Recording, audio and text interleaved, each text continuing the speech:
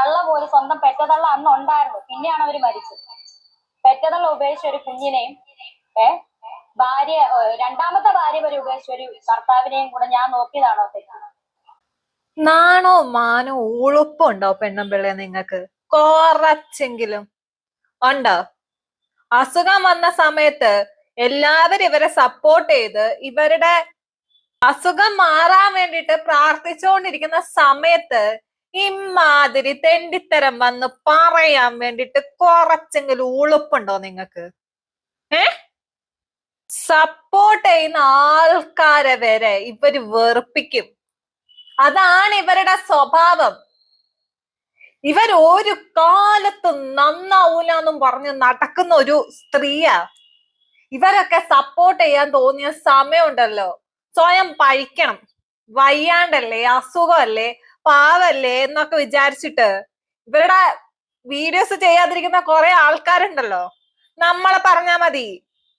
ഇവര് നന്നാവൂല എന്ന് പറഞ്ഞു കഴിഞ്ഞാൽ ഇവർ ഒരു കാലത്തും നന്നാവൂല. നിങ്ങൾക്ക് ഈ അസുഖം വന്ന കൂട്ടത്തില് പ്രാന്തും കൂടെ വന്നിട്ടുണ്ടോ? അല്ല, അറിയാൻ പാടില്ല എന്നിട്ട് ചോദിക്കുക, നിങ്ങൾക്ക് ഈ അസുഖം വന്ന കൂട്ടത്തില് പ്രാന്തും കൂടെ വന്നോ? അല്ല, വിളിച്ചു പറയുന്ന കേൾക്കുമ്പോ നമ്മൾ ചോദിച്ചു പോവും. അമ്മ അതിലെ കാര്യങ്ങളാണ് ഇവർ ഘോരം ഘോരം ഇരുന്ന് പ്രസംഗിക്കുന്നേ. ഇപ്പൊ നിങ്ങൾക്ക് വേണ്ടിയിട്ട് പ്രാർത്ഥിക്കുന്ന കുറച്ച് ആൾക്കാരുണ്ടാവും, അവരെ പോലും നിങ്ങൾ വേർപ്പിച്ച് പണ്ടാരടക്കിക്കൊണ്ടിരിക്കുക. വീഡിയോ ആദ്യമായിട്ട് കാണുന്നവര് ഒന്ന് സബ് ചെയ്യാനും ലൈക്ക് ചെയ്യാനും നിങ്ങളുടെ കമന്റ് പറയാനും മറക്കരുത്. വീഡിയോയിലോട്ട് പോവാം. സമയത്തും ഇപ്പൊ കീമോ കഴിഞ്ഞിരുന്ന ആ ഒരു സമയത്തും നമ്മൾ സോഷ്യൽ മീഡിയ തുറന്നു കഴിഞ്ഞാൽ ചേച്ചീനെ പറ്റി കുറ്റം പറയുന്നവരുടെ കയ്യും കണക്കില്ലാത്ത ആ ഒരു രീതിയിൽ സൈബർ ബുള്ളിങ് ആയിരുന്നു. ഈ ഒരു സമയത്ത് ഈ വൊമിറ്റിങ്ങും കാര്യങ്ങളും ശാരീരികമായിട്ട് ബുദ്ധിമുട്ടുകളൊക്കെ ഉണ്ടായിക്കൊണ്ടിരിക്കുന്ന ആ ഒരു സമയത്ത് ഇതും കൂടെ കാണുമ്പോൾ ഉള്ള സിറ്റുവേഷൻ എനിക്ക് ചിന്തിക്കാൻ പറ്റില്ല. അതാണ് ഞാൻ പറഞ്ഞ, ചേച്ചി ആയതുകൊണ്ട് മാത്രം തിരിച്ചു വന്നാന്ന് ഞാൻ ആദ്യം വന്നപ്പോ പറഞ്ഞത്. അതെ, ഒരുപാട് പേര് അങ്ങനെ പറയാറുണ്ട്. സത്യം പറഞ്ഞാൽ ഈ ക്യാൻസർ എന്ന് പറയുന്ന ഈ രോഗത്തെക്കാൾ ഭയാനകമായിട്ടുള്ള ഭീകരതയായിരുന്നല്ലോ ഞാൻ നേരത്തെയും അനുഭവിച്ചത്. ഇപ്പോഴും അതിനെന്തെങ്കിലും കുറവാണ്. അപ്പം ഈ അന്ന് കുറ്റം പറഞ്ഞവർ തന്നെയാണ് ഇന്നും പറയുന്നത്. ആ ചേച്ചിയോട് ഇന്നും എന്നെ സ്നേഹിക്കുന്നു. ആരുടെ കയ്യിലിരിപ്പായിരുന്നു ആൾക്കാർ കുറ്റം പറഞ്ഞുകൊണ്ടിരുന്നത്? നിങ്ങളുടെ കയ്യിലിരിപ്പ്. നിങ്ങൾ മര്യാദക്കായിരുന്നെങ്കിൽ ഒരാളും കുറ്റം പറയത്തില്ലായിരുന്നല്ലോ. നിങ്ങൾക്ക് പക്ഷെ എന്തെങ്കിലുമൊക്കെ പ്രശ്നം ഉണ്ടാക്കണം, വിവാദം ഉണ്ടാക്കണം, നാലാൾക്കാർ കുറ്റം പറയണം. ആരുടെ കയ്യിലിരിപ്പുണ്ട്? നിങ്ങളുടെ കയ്യിലിരിപ്പുണ്ട്. നമുക്ക് അംഗീകരിച്ചു കൊടുക്കേണ്ട കാര്യം ഒരു പറഞ്ഞുകൊണ്ടേ ഇരിക്കത്തില്ല. ഞാൻ ആലോചിച്ചത് ക്യാൻസർ വന്നു കഴിഞ്ഞാൽ ചിലപ്പോൾ ഇതിനൊരു മാറ്റം ഉണ്ടായി. നെവർ. അത് ഇതിലപ്പുറം കൂടുപാടും. ഈ സാധനം കള്ളത്തരവാസം പറയുന്ന ആൾക്കാരാണ്. ഞാൻ ഒരാളായത് കൊണ്ടാണ്, അല്ലെങ്കിൽ എന്റെ ഒരു ഒറ്റ മനക്കെടുത്ത് കൊണ്ടാണ് ഇപ്പൊ ഈ ഒരു ചിത്രയുടെ മുന്നിൽ ഞാൻ ഇതിന് സംസാരിക്കുന്നത്. വേറെ ആരും ഇങ്ങനെ സംസാരിക്കാറില്ല. എനിക്ക് നിങ്ങളുടെ അസുഖം കള്ളത്തരമാണ് എന്ന് പോലും ആൾക്കാർ പറഞ്ഞിട്ടുണ്ടെങ്കിൽ അതിനുള്ള ഒറ്റ കാരണമേ ഉള്ളൂ, നിങ്ങൾ അതുപോലെയുള്ള കാര്യങ്ങൾ കാണിച്ചു കൂട്ടിയിട്ടാണ് നടന്നുകൊണ്ടിരുന്നേ. കയ്യിലിരിപ്പ് നന്നായിരുന്നെങ്കിൽ ഒരാൾക്ക് ഒരു സംശയം ഉണ്ടാകത്തില്ലായിരുന്നോ? നിങ്ങൾ എന്തൊക്കെയാ കാണിച്ചു കൂട്ടിക്കൊണ്ടിരുന്നേ? നിങ്ങൾ തന്നെ ഒന്ന് ആലോചിക്കണം ഇരുന്നിട്ട്. സോഷ്യൽ മീഡിയയിൽ കൊണ്ടുവന്നിട്ട് ഞാൻ എന്തൊക്കെയാണ് കാണിച്ചുകൊണ്ടിരുന്നത്, ഞാൻ എന്തൊക്കെയാണ് ഇട്ടുകൊണ്ടിരുന്നത്, നിങ്ങൾ സ്വയം ഒന്ന് ആലോചിക്കണം. അപ്പൊ മനസ്സിലാവും നിങ്ങൾക്ക് അതിന്റെ ഉത്തരം. സംസാരിക്കും അവർ ഈ ഒരു ട്രീറ്റ്മെന്റ് എല്ലാം കഴിഞ്ഞ് ആ ഒരു ക്യാൻസറിന്റെ ഭീകരത, അതായത് ആ ട്രീറ്റ്മെന്റ് കഴിഞ്ഞ് അവർ ഉണർന്ന് സംസാരിക്കുന്നത് ഞാൻ കേട്ടിട്ടുണ്ട്. പല ഇന്റർവ്യൂസ് ഞാൻ കണ്ടിട്ടുമുണ്ട്. പക്ഷെ എനിക്ക് തോന്നുന്നില്ല ഇങ്ങനെ സംസാരിക്കുന്നത്. അതിന് നമുക്കൊരു മനക്കെടുത്ത് വേണം. അത് നേരത്തെ എന്റെ ലൈഫില് ഇപ്പൊ എനിക്ക് 34 വയസ്സ് കഴിഞ്ഞു. അതായത് സെപ്റ്റംബർ 7 ആകുമ്പോൾ 35 വയസ്സിലോട്ട് കടക്കും. അപ്പൊ ഇതിനകത്ത് ഞാൻ അനുഭവിച്ചെന്ന് പറഞ്ഞാൽ വളരെ ഇപ്പൊ ഈ ചിത്ര പറഞ്ഞ പോലെ ക്യാൻസർ വന്നിട്ടും എന്നെ വെറുതെ വിടുന്നില്ല. അപ്പൊ അതിലപ്പുറം ഞാൻ അനുഭവിച്ചിട്ടാണ് ഇവിടെ നിൽക്കുന്നത്. അതുകൊണ്ട് എനിക്കിതൊന്നും വലിയ വിഷയമല്ല. ക്യാൻസർ വന്നിട്ട് നിങ്ങളെ അവരുടെ വഴിക്ക് വിട്ടേര്, അവരെ എന്തേലൊക്കെ കാണിച്ചു കൂട്ടട്ടെ എന്ന് പറഞ്ഞിട്ട് വിട്ട ആൾക്കാരെ കൊണ്ട് വീണ്ടും വീണ്ടും വീഡിയോ ചെയ്യിപ്പിക്കുന്നുണ്ടെങ്കിൽ അത് ആരുടെ കയ്യിലിരിപ്പുണ്ടാണ്? ആര് കാരണമാണ് വീണ്ടും വീണ്ടും വീഡിയോ ചെയ്യേണ്ടി വരുന്നത്? നിങ്ങൾ കാരണം. നിങ്ങളാണ് ഓരോ സാഹചര്യ അവസരങ്ങൾ ഇട്ടുകൊടുക്കുന്നത്. വേണ്ടാന്ന് വെച്ച പോയ ആൾക്കാരെ പോലും നിങ്ങൾ വലിച്ചിട്ടിട്ട് എന്നെ കുറിച്ച് വീഡിയോ ചെയ്യുക എന്നുള്ള സിറ്റുവേഷനിൽ നിങ്ങളാണ് കൊണ്ടു നിർത്തുന്നത്. പൊതുവെ തന്നെ ഇപ്പം രേണുസുധിയുടെ ജീവിതത്തിൽ എന്തൊക്കെ സംഭവിക്കുന്നു, അല്ലെങ്കിൽ രേണുസുധി ഇന്ന് ബാത്റൂമിൽ പോയോ എന്ന് വരെ അറിയാനായിട്ടാണ് ആൾക്കാർക്ക് വ്യഗ്രതയാണ് അവർക്ക്. എന്തുകൊണ്ടാണ് ആൾക്കാർക്ക് ഈ ഒരു ക്യൂരിയോസിറ്റി ജനിക്കുന്നത് എന്നുള്ളത് ചേച്ചി എപ്പോഴെങ്കിലും ചിന്തിച്ചിട്ടുണ്ടോ? എനിക്ക് തോന്നുന്നത് ഞാനത് നേരത്തെ ഇപ്പം എനിക്കൊന്ന് കുറെ നാളുകൾക്ക് ശേഷമാണ് എന്റെ ക്യാൻസർ വിവരം ഞാൻ പുറത്തു വിട്ടതിന് ശേഷം, ഒരുപാട് ഇടവേളയ്ക്ക് ശേഷമാണ് ഞാൻ ഇന്റർവ്യൂ ഒരു ചാനലിന് വേണ്ടി ഞാൻ സംസാരിക്കുന്നത്. അപ്പം ഞാൻ അന്നും പറയുന്ന പോലെ എന്റെ കാര്യം, അപ്പൊ ഞാനത് പലപ്പോഴും ചിന്തിച്ചിട്ടുണ്ട്. അപ്പം ഈ റീച്ച് എന്ന് പറയുന്നൊരു സംഭവമുണ്ടല്ലോ, അപ്പൊ എന്ത് കാണിച്ചാലും റീച്ച് ആകുക എന്ന് പറയുന്നൊരു സംഭവം ഉണ്ട്. അതുകൊണ്ടാവും അങ്ങനെ രേണുസുധി ബാത്റൂമിൽ പോയാൽ വരെ. ഇത് ഈ പെണ്ണുമ്പള ബാത്റൂമിൽ പോകുന്നത് നോക്കി ആരാ നിൽക്കുന്നത് വീഡിയോ എടുത്ത് പോസ്റ്റ് ചെയ്യും? ഞാൻ കണ്ടിട്ടില്ല, നിങ്ങൾ എവിടെയെങ്കിലും കണ്ടിട്ടുണ്ടോ? ഇപ്പൊ ചേച്ചി പറഞ്ഞ പോലെ തന്നെ മനുഷ്യത്വരഹിതമാണെന്ന് എനിക്കറിയാം. ചേച്ചിനടുത്ത് അത് ചോദിക്കുന്നതുകൊണ്ട് എനിക്കും ബുദ്ധിമുട്ടുണ്ട്. പക്ഷെ ഇത് ആളുകൾ അറിയണമെന്ന് എനിക്ക് പേഴ്സണലി ആഗ്രഹം ഉള്ളത് കൊണ്ട് ഞാനൊരു കാര്യം ചോദിക്കുകയാണ്. ഞാൻ ഒരു പോസ്റ്റർ, ഒരു തംബ്നെയില് കാണിക്കാം. ആ തംബ്നെയില് കണ്ടു കഴിഞ്ഞാൽ നമുക്ക് ഭയങ്കര ബുദ്ധിമുട്ട് തോന്നും. ഇതാണ് ആ തംബ്നെയില് വരുന്നത്. ഇതിനകത്ത് വരുന്നത് ചേച്ചിയുടെ പടവും വെച്ചിട്ടുണ്ട്, കിച്ചുവിന്റെ പടവും വെച്ചിട്ടുണ്ട്, പിന്നെ ആ വ്ളോഗറുടെ പടവും വെച്ചിട്ടുണ്ട്. എന്തോ ഒരു റൈറ്റപ്പ് ഇത് റൗണ്ട് ചെയ്ത് കാണിച്ചിട്ടുണ്ട്. കണ്ടന്റ് ഇതാണ്: ഗർഭമാക്കിയോ? കിച്ചു രേണുവിനെ പീഡിപ്പിക്കാൻ ശ്രമിച്ചോ? സത്യം ഇത്. കിച്ചു രേണുവിനോട് മോശമായി പെരുമാറിയോ? Question mark. ഈ സത്യം നിങ്ങൾ അറിയണം. പിന്നെ രേണുവിന്റെ ഗർഭം, പിന്നെ ഒരു മോർ ഇട്ടിട്ടുണ്ട്. എനിക്ക് തോന്നി ഗർഭക്കഥ എനിക്കൊന്ന് ഞാൻ ബിഗ് ബോസില് ആയിരുന്നപ്പം ഇറങ്ങിയ സംഭവമാണ്. ഞാൻ ഇറങ്ങിയ ഉടനെ ബിഗ് ബോസ്, മുൻ ബിഗ് ബോസ് താരവും എന്റെ ഒരു ഫ്രണ്ട് എന്ന് പറയാൻ പറ്റത്തില്ല അവരെയൊക്കെ, ഞാൻ ഫ്രണ്ടെന്ന് കരുതിയ ഒരാള് എന്നെ പറ്റി ഇറക്കിയ ഒരു സംഭവമാണ്. ഞാൻ സുധിച്ചേട്ടന്റെ മരണത്തിന് ശേഷം, ഞാൻ വീണ്ടും അത് കുത്തിപ്പൊക്കുക എന്ന് കരുതരുത്, ഞാനത് സംസാരിക്കട്ടെ. സുധിച്ചേട്ടന്റെ മരണത്തിന് ശേഷം 1 മാസം കഴിഞ്ഞപ്പോ ഞാൻ പ്രഗ്നന്റ് ആയി, അബോർഷനാക്കി എന്ന് പറയുന്ന ഒരു സംഭവവുമായിട്ട് ബന്ധപ്പെട്ടാന്ന് തോന്നുന്നു ഈ വൃത്തികെട്ട ഈ വ്ളോഗർ ഇപ്പൊ ഇങ്ങനെ ഒരു പ്രസ്താവന. ഇതിനെപ്പറ്റി ഞാൻ എന്ത് പറയാനാണ്? അതിന്റെ അതായത് ഇതിനകത്ത് ചോദിച്ചിരിക്കുന്നത് കിച്ചു രേണുവിനെ ഗർഭമാക്കിയോ എന്നാണ്. ഇതിനൊക്കെ ഞാൻ എന്ത് മറുപടിയാ പറയേണ്ടത്? അത് ഇവന്റെ വീട്ടിലെ ഈ വ്ളോഗറിന്റെ വീട്ടിൽ നടക്കുന്ന സംഭവങ്ങളായിരിക്കും അവനവന്റെ വായിലൂടെ സംസാരിക്കുന്നത് മാത്രമേ എനിക്ക് പറയാനുള്ളൂ. കാരണം അതിലേക്ക് വന്നിട്ടുണ്ടാവും കുറെ പോസിറ്റീവ് കമന്റ്സ്. ചേച്ചി അതും കൂടെ ആലോചിക്കണം. അതായത് ഇവരെ സപ്പോർട്ട് ചെയ്തിട്ടാണ്, എനിക്കറിയാൻ പാടില്ല. ആ ബ്ലോഗർ അങ്ങനെ ഒരു കാര്യം ചോദിക്കണമെങ്കിൽ എന്തേലൊക്കെ കാരണം എവിടെയെങ്കിലൊക്കെ കാണത്തില്ലേ? ആരും ഒന്നും പറയാതെ അല്ലെങ്കിൽ കാര്യമില്ലാതെ കൊണ്ടുപോയിട്ട് ക്വസ്റ്റ്യൻ മാർക്കൊക്കെ ഇട്ട് വെക്കത്തില്ലല്ലോ അല്ലേ? റീച്ച് കൂട്ടാൻ വേണ്ടിയാണോ എന്ന് എനിക്കറിയില്ല. അവന്റെ വീട്ടിലെ കാര്യമായിരിക്കും പറഞ്ഞത്. എന്ത് പറയാനാണ് ഇതിനകത്ത് എന്താ? എനിക്ക് എന്ത് മറുപടി പറയാൻ പറ്റും? എന്റെ വളർത്തുമകനാണ് രാഹുൽ ദാസ് എന്ന വ്യക്തി, അത് എല്ലാവർക്കും അറിയാവുന്ന കാര്യമാണ്.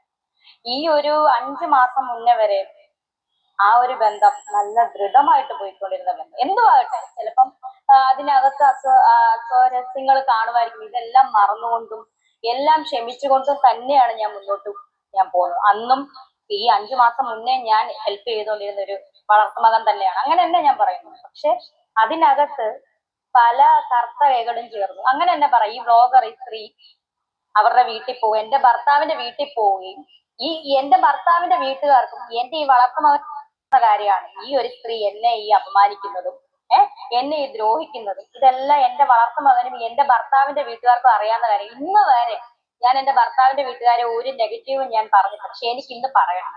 ഷഫീന ബേബിയാണ് ആ വീട്ടിലോട്ട് പോയത്. ഇന്ന് പറയണം. ഇനി ഇതിന്റെ പേരില് ഇനി വിവാദം ഉണ്ടായാലും, ഇതിന്റെ അടിയിൽ വന്ന് നെഗറ്റീവ് കമന്റ്സ് കൊണ്ട് എന്നെ മൂടിയാലും, എന്നെ ശപിച്ചാലും, എനിക്ക് വേണ്ടി പ്രാർത്ഥിക്കുന്ന കുറച്ച് നല്ല ആളുകൾ എന്റെ വീട്ടുകാരും എന്റെ കൂടെ ഉള്ളിടത്തോളം കാലം ഞാൻ താഴെ വീഴും. എനിക്ക് പറയണം. ഈ സ്ത്രീ അന്ന് ഈ വീട്ടിൽ വന്നപ്പോ, അല്ലെങ്കിൽ എന്റെ ഭർത്താവിന്റെ വീട്ടിൽ വന്നപ്പോ, ഇവരെന്തുകൊണ്ട് അവരെ സൽക്കരിച്ച് അതിനകത്ത് കയറ്റി? എന്നിട്ട് വലിയ വായില് പോസ്റ്റ് ഇട്ടല്ലോ, കുരു പൊട്ടുന്നവർക്ക് പൊട്ടട്ടെ എന്ന്. അത് ചേച്ചിയോടുള്ള ഈ പ്രാർത്ഥിക്കുകയും സ്നേഹിക്കുകയും ചെയ്യുന്നു എന്ന് പറഞ്ഞ ആൾക്കാരെ കൂടെ ഇവര് വെറുപ്പിക്കും. അമ്മാതിരി വർത്തമാനമാണ് ഇനി ഇവർ അങ്ങോട്ട് പറയുന്നത്, ഈ ഉളുപ്പില്ലാത്ത സ്ത്രീ പറയുന്നത്. അത് കുരു പൊട്ടാനാ? എനിക്ക് എന്ത് കുരു പൊട്ടാനാ? 11 വയസ്സില് തള്ള പോലും, സ്വന്തം പെറ്റതള്ള അന്ന് ഉണ്ടായിരുന്നു, പിന്നെയാണ് അവര് മരിച്ചത്. പെറ്റതള്ള ഉപേക്ഷിച്ച ഒരു കുഞ്ഞിനെയും ഭാര്യ, രണ്ടാമത്തെ ഭാര്യ വരെ ഉപേക്ഷിച്ച ഒരു ഭർത്താവിനെയും കൂടെ ഞാൻ നോക്കിയതാണോ തെറ്റ്? ഈ പറയുന്ന നീ ആദ്യത്തെ കെട്ടായിരുന്നോ? അല്ലല്ലോ, നിന്റെ രണ്ടാം കെട്ട് തന്നെയല്ലേ? എന്നിട്ടോ ഇല്ലേ ഡയലോഗ് പറയുന്നുണ്ടായിരുന്നല്ലോ. നിനക്ക് അത്രയ്ക്ക് പ്രശ്നം ഉണ്ടായിരുന്നെങ്കിൽ നീ ആ കല്യാണം കഴിക്കരുതായിരുന്നു. നീ കല്യാണവും കഴിച്ച് ഇത്രയും വർഷമായി, അതിലൊരു മോനം ഉണ്ടായി, എന്നിട്ട് ഇപ്പൊ ഈ മാതിരി വൃത്തികെട്ട വർത്താനം പറയുന്ന എന്തിന്റെ അടിസ്ഥാനത്തിലാ? ഏ, നാണം ഉണ്ടോ പെണ്ണുമ്പിള്ളേ നിങ്ങക്ക്? കുറച്ചെങ്കിലും നാണം ഉണ്ടോ? നിങ്ങളുടെ അസുഖമൊന്നും ഇനി നോക്കിയിരുന്നിട്ട് കാര്യമൊന്നുമില്ല. നിങ്ങൾക്കേ നിങ്ങളുടെ അസുഖത്തിനെ കുറിച്ചിട്ട് ഒരു ഇതില്ല, പിന്നെയാണ് ബാക്കിയുള്ള ആൾക്കാർക്ക് ഉണ്ടാവേണ്ടത്. ഊളുപ്പില്ലാത്ത ജന്മം. എന്തൊക്കെ ഷോഫായിരുന്നു. എന്റെ സുതിച്ചാട്ടാ എന്ന് വിളിച്ചിട്ട് ബിഗ് ബോസിൽ പോയി കിടന്നു അല്ലറുന്നു. ആവശ്യത്തിന് ആ മനുഷ്യന്റെ മരണം വരെ വിറ്റ് ജീവിച്ച വൃത്തികെട്ട ജന്മം. ഇവിടെ ഇരിപ്പുണ്ടല്ലോ ഇദ്ദേഹത്തെ സ്നേഹിച്ച് ആ കുഞ്ഞിനെ ഞാൻ ബോർഡിങ് നിർത്തി. ഒരു വാക്കുകൊണ്ട് ഞാൻ വേദനിപ്പിച്ചില്ല 11 വയസ്സുള്ള കുട്ടീനെ. ആ 11 വയസ്സ് തൊട്ട് ഈ 18 സുതിച്ചേട്ടൻ മരിച്ചു കഴിഞ്ഞും 1 വർഷം എന്റെ കൂടെ തന്നെയായിരുന്നു. ഞാനൊരു വാക്കുകൊണ്ടോ നോക്കൊണ്ടോ വേദനിപ്പിച്ചിട്ടില്ല. അവൻ ചെയ്ത തെറ്റുകളെല്ലാം ഞാൻ മറന്നു. ഇതിനേക്കാളും വേദം ആ ചെറുക്കനെ അപ്പൊ തന്നെ തല്ലിക്കൊല്ലുന്ന വല്ലതുമായിരുന്നു. അല്ലെ, ഇമാതിരി തെറ്റുകളൊക്കെ ഞാൻ മറന്നു, ഞാൻ നോക്കിയില്ലേ? നീ നോക്കണ്ടായിരുന്നു. നീ ആ കൊച്ചിന് ഇപ്പൊ അവൻ നിൽക്കുന്ന വീട്ടുകാരുണ്ടല്ലോ, ആ വീട്ടുകാരുടെ കൈ കൊടുത്താൽ മതിയായിരുന്നു. എന്തിനാ ഇങ്ങനെ നോക്കിയതും മറ്റേതും മറച്ചതൊക്കെ ഇങ്ങനെ വിളിച്ചു പറയാൻ വേണ്ടിട്ടോ? മറന്ന് ക്ഷമിച്ചു ഞാൻ മുന്നോട്ട് പോയതാണ്. എനിക്ക് അതാണോ ഞാൻ ചെയ്ത തെറ്റ്? ഇത്രയൊക്കെ അറിയാം. എന്നെ പലപ്പോഴും ദ്രോഹിച്ച് ഈ സ്ത്രീയെ വീട്ടിൽ കയറ്റി ഇരുത്തണമെങ്കിൽ ഇവരെന്തുകൊണ്ട് എന്നെ അപ്പൊ എന്താണ് ഇവര് മനസ്സിലാക്കി? ഇവരൊന്ന് ചിന്തിക്കണം. എന്റെ ഭർത്താവിന്റെ വീട്ടുകാരൊന്ന് ചിന്തിക്കണം. ഞാൻ ആരെ പേരെടുത്ത് പറയുന്നു?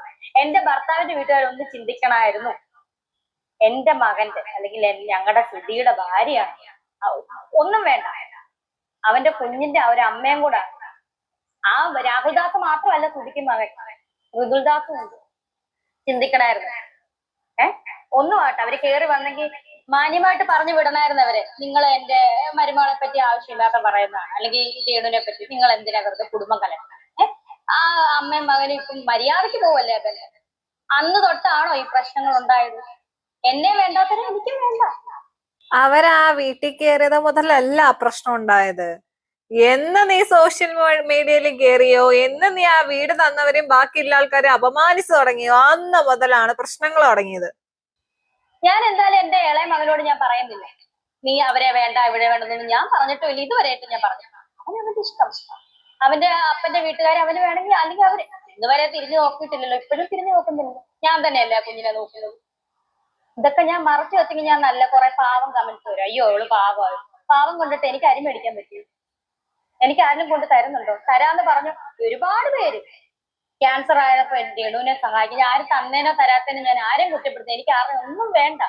ആരോടും ഞാൻ ചോദിക്കുന്നുമില്ല. എന്നിട്ട് നാളെ പറയാ ഇവിടെ എഴുന്നേറ്റ് നിൽക്കുന്ന എന്റെ പൈസ കൊണ്ടാണ്, അവള് ക്യാൻസർ വന്നു. ഇതൊന്നും കേൾക്കേണ്ട കാര്യമില്ല. ഇത്രയും തെറി കേട്ടിട്ട് ഞാൻ കുറച്ച് പൈസ ഉണ്ടാക്കിക്കൊണ്ട് ഞാൻ ട്രീറ്റ്മെന്റ് ചെയ്യുന്നു, അതും കള്ളത്തരവാന്ന് പറയുന്നു. അപ്പൊ ഈ സ്ത്രീ അന്ന് ആ വീട്ടിൽ വന്ന് കയറിയോണ്ടായിരുന്നു ഈ പ്രശ്നങ്ങൾ ഉണ്ടായത്. ഇവർക്ക് ഇത്ര അറിയത്തില്ലായിരുന്നു ആ സ്ത്രീ ഇന്ന പോലാണ്. ആരും വിവരമില്ലാത്ത ആൾക്കാരൊന്നും അല്ലായിരുന്നില്ല അവിടെ. ഈ ബാക്കിയുള്ളവരുടെ കാര്യത്തിൽ എന്തിനാണ് ഇത്ര വ്യഗ്രത, ഈ ഇടപെടൽ? അവര് വന്നതോന്ന് കൊണ്ടൊന്നും അല്ല സുധിയുടെ കുടുംബം നിങ്ങളെ വേണ്ടാന്ന് വെച്ചത്. നിങ്ങളുടെ കയ്യിലിരിപ്പുണ്ടാ. നിങ്ങൾ സോഷ്യൽ മീഡിയയിൽ കാണിച്ചു കൂട്ടാ കുറെ കാര്യങ്ങൾ, സബ്സ്ക്രിപ്ഷൻ, അത് ഇത് മറ്റേത് മറിച്ചത്, ഇതൊക്കെ കാരണമാ. അല്ലാണ്ട് ആ സ്ത്രീ വന്നത് സുധിയുടെ വീട്ടിൽ കയറിയതുകൊണ്ടല്ല. അതിന്റെ കൂടെ മൈ ലൈഫ് സ്റ്റോറി എന്ന് പറഞ്ഞിട്ട് കിച്ചു ഒരു സ്റ്റോറിയും കൂടെ ഇട്ടപ്പോ അടിപൊളി. എനിക്കറിയില്ല, കുരു പൊട്ടുന്നവര് പൊട്ടട്ടെ ഇവരുടെ പോസ്റ്റാ. അതിന്റെ തലേന്നും കൂടെ എന്റെ വളർത്തുമകന് ഞാൻ പൈസ കൊടുത്തിട്ടിരിക്കുക. 500-200 രൂപ അല്ല ഞാൻ കൊടുത്തിട്ടുള്ളത്. 500 രൂപ മനസ്സിലാക്കാൻ ശ്രമിക്കാൻ ഞാൻ പിന്നീടാണ് അറിയുന്നത്. ഈ പല വ്ളോഗേഴ്സിനെയും അല്ല. ഞാൻ ചോദിക്കട്ടെ, രാഹുൽദാസിന് എന്തും പറയാം, കുഞ്ഞ് എന്ത് പറയാം? രേണു സുധിക്ക് ഒന്നും പറയാൻ പറ്റത്തില്ല. ഈ രേണു സുധിയുടെ വീട്ടുകാര് രേണു സുധി നികിഷ്ട ജീവി വായിലെ നാവ് കാരണം കുറച്ച് മുമ്പ് എന്തൊക്കെയാ പറഞ്ഞ് സുധിയുടെ 3-ാം കെട്ട് അത് ഇത് എന്നിട്ട് ഇപ്പൊ കിടന്നങ്ങ് ഉണ്ടാക്കല്ലേ. ഷോ ഓഫ് കുറെ നടത്തിയാണല്ലോ. സുധി എന്ന് പറഞ്ഞിട്ട് സുധിനെ വിട്ട് ജീവിച്ചല്ലേ കുറെ കാലം. എന്നിട്ട് ആ മനുഷ്യനെ തന്നെ ഇപ്പൊ ഇമാതിരി വർത്തമാനം പറയാൻ നിനക്ക് നാണോ മാനോ എളുപ്പമൊന്നും ഇല്ല. വൃത്തികെട്ട ആൾക്കാർ അങ്ങനെയാ. രേണു സുധിക്ക് ഒന്നും മിണ്ടാൻ പറ്റത്തില്ല. അന്നേരം പാവം കുഞ്ഞ് ഇതിനിടയിൽ വരുന്ന കമന്റ്സ് കണ്ടോണം. ഇപ്പോഴേ ഞാൻ പറയാം എന്തൊക്കെയാ വരുന്നതെന്ന്. അവൾ അവനെ ഇട്ടുകൊടുത്തതല്ല അല്ല പെണ്ണുമ്പള്ള ഇമാതിരി വർത്താനം പറയുന്ന നിന്നെ വന്നിട്ട് കൊഞ്ചിക്കാം, നല്ല രീതിയിൽ കൊഞ്ചിച്ചോണ്ട് കമന്റ് ഇടാം, മതിയോ? ഇനി ഞാൻ മൗനം പാലിക്കുന്നില്ല. മൗനം പാലിച്ചിട്ട് എനിക്ക് എന്തെങ്കിലും കിട്ടിയോ? ക്യാൻസർ വന്നിട്ട് എന്നെ തെറി പറയുന്നവര് തന്നെ ദയവ് ചെയ്ത് ഇവരുടെ ചാനലിൽ സബ് ചെയ്ത ആൾക്കാർ ഇറങ്ങിപ്പോ. ഇവരുടെ വീഡിയോ കാണുകയും വേണ്ട, ഇവർക്കൊരു സപ്പോർട്ടും കൊടുക്കാണ്ട് ഒരു തേങ്ങയും ചെയ്യണ്ട. ഇവര് നന്നാവില്ല. ഹേ, ഇവരൊരു കാലത്തും നന്നാവത്തില്ല.